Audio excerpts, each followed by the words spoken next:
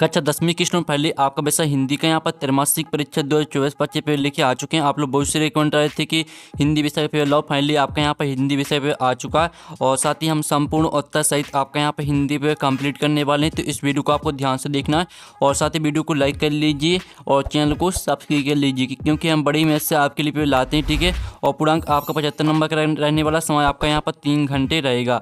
तो वीडियो को लाइक करके चैनल को सब्सक्राइब जरूर कर लीजिएगा। और साथ ही स्टूडेंट आप यहाँ पर देख लीजिए, आपके निर्देश आते हैं सही प्रश्न करना अनिवार्य है। फिर आपका दूसरा निर्देश आता है प्रश्न क्रमांक 1 से 5 तक 30 वस्तुनिष्ठ प्रश्न, प्रत्येक उप प्रश्न पर 1 अंक निर्धारित है। फिर आपका तीसरा निर्देश आता है प्रश्न क्रमांक 6 से 17 तक कुल 12 प्रश्न, प्रत्येक प्रश्न पर 2 अंक निर्धारित है। शब्द सीमा लगभग 30 शब्द है, ठीक है। इस तरह से आपका यहाँ पर चौथा निर्देश आता है 5वां 6वां, ठीक है। तो आप यहाँ पर निर्देश भी पढ़ सकते हैं और साथ ही स्टूडेंट आपको इस वीडियो को ध्यान से देखना है, ठीक है। तो चलिए स्टूडेंट, जो आपके यहाँ पर हिंदी के पेपर वो देख लेते हैं। तो आपको यहाँ पर जूम करके दिखाते हैं जिससे आप यहाँ पर अच्छी तरह से देख पाएंगे। तो आप यहाँ पर देख लीजिए, सही विकल्प चुनकर लिखिए। आपके 6 नंबर के आते हैं। तो पहला आता शाहबाद के प्रतिनिधि कवि हैं, तो आपका इसका ऑप्शन आता जयशंकर प्रसाद, बा आता ऋतुराज, सा आता सूरदास और दा आता धर्मवीर भारती। तो इसका करेक्ट आंसर आपका आ हो जाएगा जयशंकर प्रसाद, ठीक है। फिर आपका यहाँ पर दूसरा आता नंदन का प्रयोग किया गया है उद्धव के लिए, और बा आता गोपियों के लिए, सा आता कृष्ण के लिए और दा आता सूरदास के लिए। तो यहाँ पर नंदन का प्रयोग किया गया है। तो इसका जो आपका यहाँ पर करेक्ट आंसर रहेगा वो आपका सा हो जाएगा कृष्ण के लिए। तो आपको यहाँ पर अच्छी तरह देखना और सुनना, जिससे पूरे ऑब्जेक्ट हैं वो आपको यहीं पे याद कर लेना है, ठीक है। इसलिए वीडियो को ध्यान से देखिएगा। फिर आपका यहाँ पर तीसरा आता बेहादी शब्द का अर्थ है। तो आपका इसका ऑप्शन आता आधार, बा आता चिंता, सा आता आपका रोग और दा आता विरह। तो यहाँ पर बेहादी शब्द का अर्थ होता है रोग, ठीक है। तो आपका रोग करेक्ट आंसर रहने वाला है। फिर आपका चौथा आता है कस्बे के चौराहे पर प्रतिमा लगी थी महात्मा गांधी की, बा आता भीमराव अम्बेडकर, ठीक है, अम्बेडकर की, और सा आता सरदार पटेल की और दा आता सुभाष चंद्र बोस की। तो यहाँ पर कस्बे के चौराहे पर प्रतिमा लगी थी। तो इसका जो करेक्ट आंसर रहने वाला है वो आपका क्या रहेगा, इसका करेक्ट आंसर आपका दा हो जाएगा सुभाष चंद्र बोस की। फिर आपका यहाँ पर देख लेते हैं स्टूडेंट, 5वां आता दो शब्दों का अपने विभक्ति चिन्हों को छोड़कर आपस मिलना कहलाता है। तो आपका इसका ऑप्शन आता संधि, बा आता आपका समास है, और सा आता वाक्य रूपांतरण और दा आता इनमें से कोई नहीं। तो जो आपके यहाँ पर दिया गया 2 शब्दों का अपने विभक्ति चिन्हों को छोड़कर आपस मिलना कहलाता है। तो इसका करेक्ट आंसर आपका बा हो जाएगा समास। फिर आपका आता 6वां नेताजी के चश्मा पाठ की विधा है, एकांकी, बा आता व्यंग और सा आता निबंध, दा आता कहानी। तो यहाँ पर नेताजी के चश्मा पाठ की विधा है। तो इसका करेक्ट आंसर आपका दा हो जाएगा कहानी। तो इस तरह से आपके जो यहाँ पर 6 नंबर के सही विकल्प हैं वो कंप्लीट हो जाते हैं।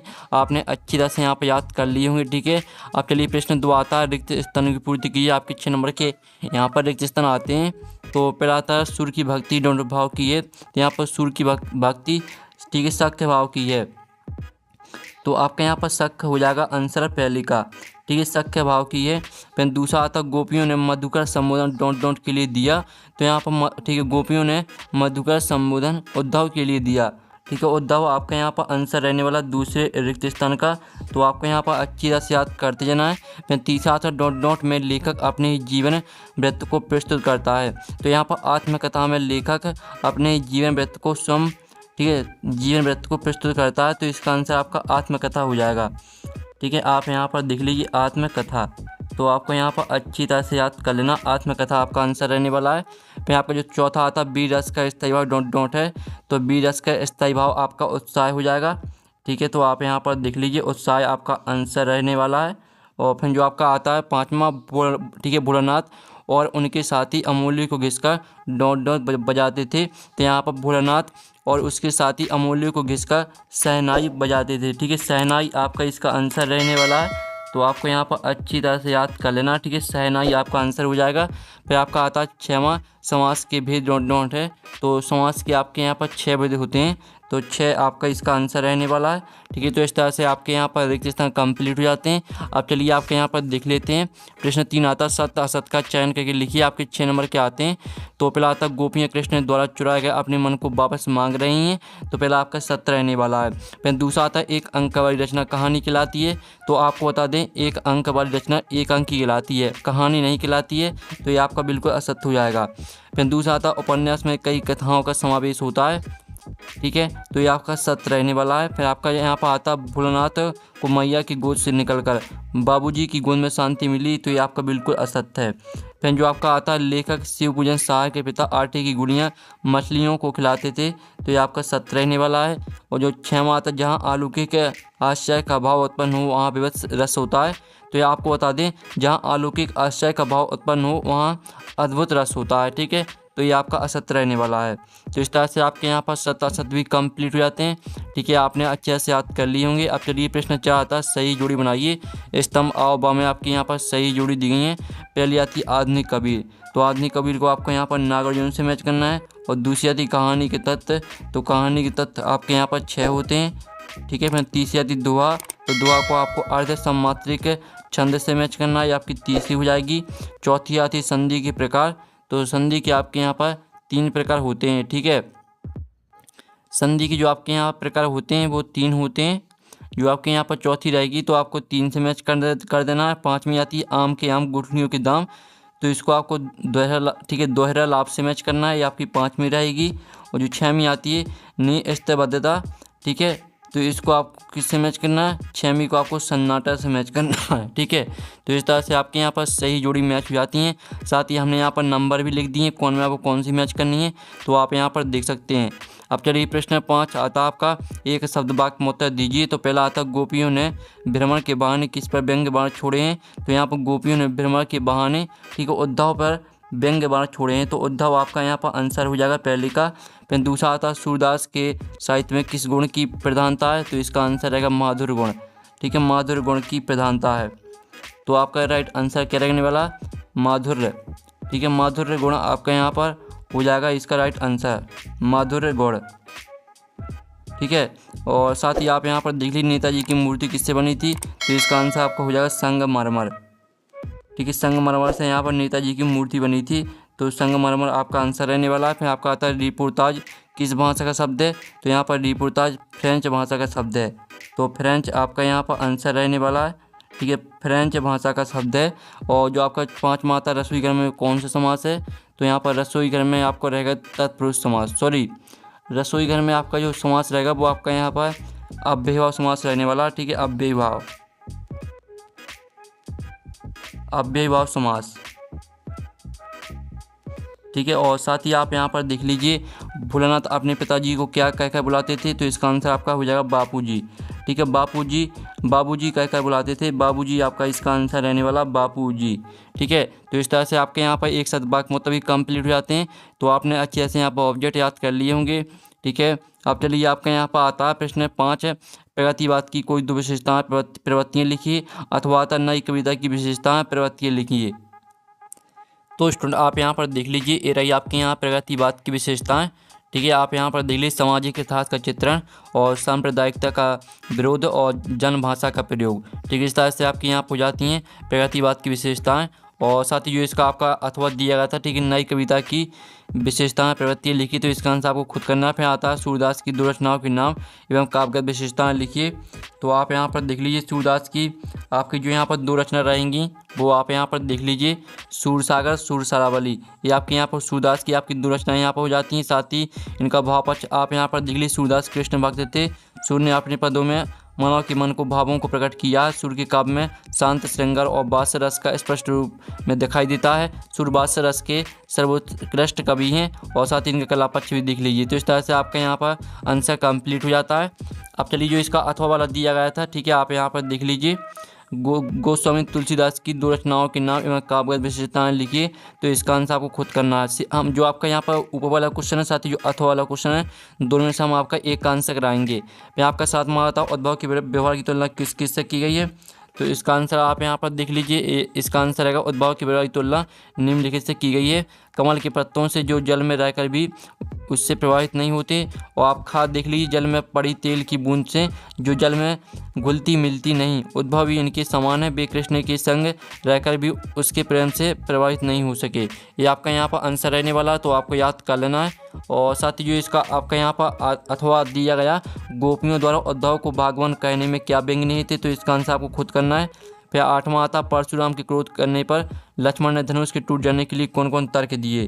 ठीक है, तो इसका जो आंसर है वो आप यहाँ पर देख लीजिए। ये रहा आपका 8वें क्वेश्चन का आंसर, तो आपको यहाँ पर अच्छे से याद कर लेना। ठीक है, आपका पहला पॉइंट, दूसरा, तीसरा, चौथा, 5वां, तो आपको यहाँ से कोई 3 पॉइंट याद कर लेना है। अब चलिए जो इसका आपके यहाँ पर दिया गया, लक्ष्मण ने वीर युद्ध की क्या क्या विशेषताएं बताई, तो इसका आंसर आपको खुद करना है। फिर 9वां आता चौपाई छंद की परिभाषा, उदाहरण सही लिखिए। तो आप यहाँ पर देख लीजिए, ये रही आपकी यहाँ पर चौपाई छंद की परिभाषा। यह एक मात्रिक सम छंद है, इसमें 4 चरण होते हैं। इसके हर एक चरण में 16 मात्राएं होती हैं। चरण के आखिरी में जगड़ और तगड़ का आना वर्जित होता है। साथ ही इसका उदाहरण आप यहाँ पर देख लीजिए, ये आपको उदाहरण भी यहाँ पर दिया गया है। अब चलिए आपके यहाँ पर जो इसका अथवा आता अतिशयोक्ति अलंकार की परिभाषा, उदाहरण सही लिखिए। तो इसका आंसर आपको खुद करना है। फिर आपका आता 10वां महाकाव्य एवं खंडकाव्य में अंतर लिखिए। तो आप यहाँ पर देख लीजिए, ये आपको महाकाव्य और खंडकाव्य में अंतर। महाकाव्य में नायक के संपूर्ण जीवन का वर्णन रहता है और खंडकाव्य में जीवन के किसी एक खंड का वर्णन रहता है। महाकाव्य में कई छंदों का प्रयोग होता है, खंडकाव्य में केवल एक ही छंद का प्रयोग होता है। तो यहाँ से आपको 2 या 3 अंतर याद कर लेना, क्योंकि आपका 2 नंबर का आया है, तो 2 अंतर याद कर लीजिए या 3, ठीक है। अब चलिए आपका यहाँ पर 10वें का अथवा देख लेते हैं।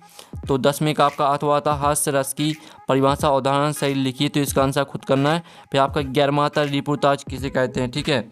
तो आप यहाँ पर देख लीजिए, इसका आंसर रिपोर्टाज किसी घटना के, ठीक है, यथातथ्य वर्णन को कहते हैं। रिपोर्ट, ठीक है, रिपोर्ट सामान्य रूप से ठीक है, आप यहाँ पर देख लीजिए, समाचार पत्र के लिए लिखी जाती है और उसमें साहित्यिकता नहीं होती है। रिपोर्ट के कलात्मक तथा साहित्यिक रूप को रिपोर्टाज कहते हैं। तो इस तरह से आपका 11वें क्वेश्चन का आंसर कंप्लीट हो जाता है। साथ ही जो इसका अथवा दिया गया, हिंदी साहित्य के 2 निबंधकारों के नाम, उन्हीं की रचना लिखी। तो इसका आंसर आपको खुद करना है। फिर आपका 12वां था आत्मकथा और जीवनी में 2 अंतर लिखिए, ठीक है। तो आप यहाँ पर देख लीजिए, ये आपका आत्मकथा और जीवनी में 2 अंतर, तो आपको यहाँ पर अच्छी तरह से याद कर लेना, ठीक है। अब चलिए आपका यहाँ पर देख लेते हैं, कहानी उपन्यास में 2 अंतर लिखिए, 12वें का अथवा। तो इसका आंसर आपको खुद करना है। फिर 13वां था मन्नू भंडारी की भाषा शैली की 2 रचनाओं के नाम लिखिए, ठीक है। तो आप यहाँ पर देख लीजिए, ये आपकी मन्नू भंडारी की आपकी 2 रचनाएँ यहाँ पर दी गई हैं, ठीक है। आपका बंटी और मैं हार चुकी, ये आपकी यहाँ पर 2 रचना हो जाती हैं। साथ ही इनकी भाषा आप यहाँ पर देख लीजिए, मन्नू भंडारी जी ने बोलचाल की व्यवहारिक भाषा में साहित्य की रचना की है। उनकी आवश्यकता के अनुसार तत्सम तद्भव देशी तथा विदेशी शब्दों का प्रयोग किया है। इस तरह से आपको भाषा भी बदल जाती है, यहाँ तक बदलती जाती है, यहाँ तक पूरे याद करना है। और इनकी शैली भी आप यहाँ पर देख लीजिए, मन्नू भंडारी जी की शैली की निम्न विशेषताएं हैं, ठीक है। इस तरह से आपको यहाँ पर याद करना है, ठीक है। अब चलिए आपके यहाँ पर देख लेते हैं, स्वयं प्रकाश की भाषा शैली एवं 2 रचनाओं के नाम लिखिए। तो इसका आंसर आपको खुद करना है। फिर 14वां था भगत की पुत्रवधू उन्हें अकेला क्यों नहीं छोड़ना चाहती थी। तो इसका जो आंसर रहेगा वो आप यहाँ पर देख लीजिए, इसका आंसर रहेगा भगत की पुत्रवधू उन्हें अकेले छोड़कर नहीं जाना चाहती थी, क्योंकि भगत के बुढ़ापे का वह एकमात्र सहारा थी। उसके चले जाने के बाद भगत की देखभाल करने वाला और कोई नहीं था। इस तरह से आपका आंसर रहने वाला है। फिर जो इसका अथवा दिया गया, मूर्ति पर लगा सर करने का चश्मा क्या उम्मीद जगाता है। फिर आपका आता अर्थ के आधार पर वाक्य के भेद लिखिए। तो आप यहाँ पर देख लीजिए, ये रहे आपके अर्थ के आधार पर वाक्य के भेद, विधानवाचक वाक्य, निषेधवाचक वाक्य, प्रश्नवाचक वाक्य, विस्मयादिवाचक वाक्य, आज्ञावाचक वाक्य, इच्छावाचक वाक्य, संकेतवाचक वाक्य और संदेहवाचक वाक्य, ठीक है। इस तरह से आपके 8 प्रकार होते हैं अर्थ के आधार पर। और साथ ही जो आपका यहाँ पर दिया संधि किसे कहते हैं, संधि की भेद लिखिए। तो इसका आंसर खुद करना है। फिर 16वां आता निम्नलिखित वाक्यों को निर्देशानुसार परिवर्तित कर लिखिए। मैं कल भोपाल जाऊंगी, प्रश्नवाचक वाक्य में परिवर्तित करना है। और यह आपका विद्यालय है, इसको आपको निषेधवाचक वाक्य में परिवर्तित करना है। और इसका अथवा आता निम्नलिखित मुहावरों के अर्थ सहित वाक्य बनाकर लिखिए। आग का तारा होना और आग में घी डालना, इनका आपको अर्थ सहित वाक्य बनाकर लिखना है। तो इनके आंसर वोकल यानी ये आपके इजी रहते हैं, इसका आंसर आप खुद कर लेना, ठीक है, क्योंकि ये बहुत इजी है। तो इनके आंसर आप खुद कर सकते हैं, कोई इसमें याद करने की कोई ज़रूरत नहीं है। 17वां आता माता का अंचल शीर्षक की उपयोगिता बताइए, ठीक है। 7वें प्रश्न का आंसर हम यहाँ पर देख लेते हैं। तो आप यहाँ पर देख लीजिए, आपको माता का अंचल शीर्षक की उपयोगिता। तो आपको यहाँ पर लेखक ने इस कहानी का नाम माता का अंचल रखा है। इस पाठ में माँ के अंचल को समझाने का प्रयास किया। भोलानाथ को अपने माता पिता दोनों से बहुत प्रेम प्राप्त हुआ। भोलानाथ का पूरा दिन अपने पिता के साथ ही बीता करता था, ठीक है। इस तरह से पूरा आपको यहाँ पर सुलझाने में लग जाती है, यहाँ तक पूरे याद करना है। फिर आपके यहाँ पर देख लेते हैं, यहाँ पर 17वें का अथवा आप यहाँ पर देख लीजिए प्रश्न। फिर आपको 18वां आता निम्नलिखित पदयांश की संदर्भ प्रसंग से व्यवहार लिखिए। उद्धव तुम हो अति बड़भागी, ठीक है। इसका आपको संदर्भ प्रसंग से व्याख्या लिखनी है। तो आप यहाँ पर देख लीजिए, इसका संदर्भ प्रस्तुत पद हमारी पाठ्य पुस्तक क्षेत्र के पाठ पद से लिया गया है। इसके रचयिता सूरदास है। और प्रसंग आप यहाँ पर देख लीजिए। प्रसंग देखने के बाद आप यहाँ पर इसका भावार्थ यानी व्याख्या देख लीजिए, ठीक है। इस तरह से आपकी यहाँ पर व्याख्या दी गई है, तो पूरी आपको याद करनी है। पहले आप यहाँ पर इतनी व्याख्या देख लीजिए। ठीक है, ठीक है, इतनी पूरी आपको याद करना। और साथ ही आप यहाँ पर देख लीजिए नीचे भी आपकी दी गई है, तो इस तरह से पूरी आपको व्याख्या यहाँ पर याद कर लेना है। आप एक साथ पूरी यहाँ पर व्याख्या लिख लीजिए। आपकी एक साथ पूरी व्याख्या यहाँ पर दी गई है और ये आपका संदर्भ प्रसंग दिया गया है। अब चलिए आपके यहाँ पर जो इसका अथवा वाला दिया गया है, इसका अथवा का आंसर आपको खुद करना है। ठीक है, अब चलिए आपके यहाँ पर आता है 19वां क्वेश्चन, जिसमें आप यहाँ पर देख लीजिए निम्नलिखित गद्यांश की संदर्भ प्रसंग सहित भावार्थ लिखिए। तो जो आपका यहाँ पर दिया गया है, ठीक है, बार बार सोचते क्या होगा, तो इसका संदर्भ प्रसंग से व्याख्या आप यहाँ पर देख लीजिए। ये आपका यहाँ पर संदर्भ दिया गया, प्रस्तुत पद्यांश पाठ पुस्तक क्षितिज से ली गई पाठ में कैप्टन की देशभक्ति का सुंदर चित्रण किया है। प्रसंग हो जाएगा, हालदार साहब ने कैप्टन की प्रशंसा करते हुए कहते हैं। ठीक है, और व्याख्या आप यहाँ पर देख लीजिए, ये आपकी यहाँ व्याख्या भी इसमें दी गई है। ठीक है, ये आपकी व्याख्या पूरी की पूरी आपको याद करनी है, साथ ही इसका प्रसंग और संदर्भ। ठीक है, आप एक साथ पूरा देख लीजिए। इस तरह से आपकी यहाँ पर आंसर रहने वाला है। ठीक है, पूरा आपको याद करना है, ये आपकी संदर्भ प्रसंग और व्याख्या। ठीक है, आप स्क्रीनशॉट ले सकते हैं। और साथ ही आपका जो यहाँ पर दिया गया निम्नलिखित विषय पर अनुच्छेद लिखिए, परोपकार का महत्व। ठीक है, तो आप यहाँ पर देख लीजिए, परोपकार का महत्व पर आपको अनुच्छेद हम दिखा देते हैं। तो आप यहाँ पर देख लीजिए, ये आपका परोपकार पर महत्व पर अनुच्छेद, तो पूरा आपको याद करना है। ठीक है, ये आपका यहाँ पर अनुच्छेद दिया गया है, तो अच्छी तरह से यहाँ पर याद कर लीजिएगा। ठीक है, और साथ ही आप यहाँ पर देख लीजिए, अच्छी तरह देख लीजिए, आपका परोपकार के महत्व पर अनुच्छेद है, तो पूरा याद करना है आपको। अब चलिए आपका यहाँ पर दिया गया है 21वां निम्नलिखित आपठित काव्यांश को पढ़कर पूछे गए प्रश्नों को उत्तर लिखिए। तो इसके 3 प्रश्न आते हैं, इन 3 प्रश्नों को आपको इसी काव्यांश से मिल जाएंगे। और गद्यांश आता है, तो गद्यांश के भी 3 प्रश्न आते हैं, इन गद्यांश के तीनों प्रश्नों को उत्तर आपको इसी गद्यांश से मिल जाएंगे, सिर्फ गद्यांश को ध्यान से पढ़ना है। फिर 22वां प्रश्न देख लीजिए, 23वां। ठीक है, 22वां जो आपका यहाँ पर दिया गया है, 21वां और 22वां 23वां, इनका सॉल्यूशन आपको टेलीग्राम ग्रुप में मिल जाएगा, जिसकी लिंक वीडियो के डिस्क्रिप्शन दी गई। साथ ही पेपर का PDF डाउनलोड करना चाहते हैं तो उसका लिंक भी आपको वीडियो के डिस्क्रिप्शन में मिल जाएगी। तो यहाँ पर नेक्स्ट वीडियो में मिलते। Thanks for watching.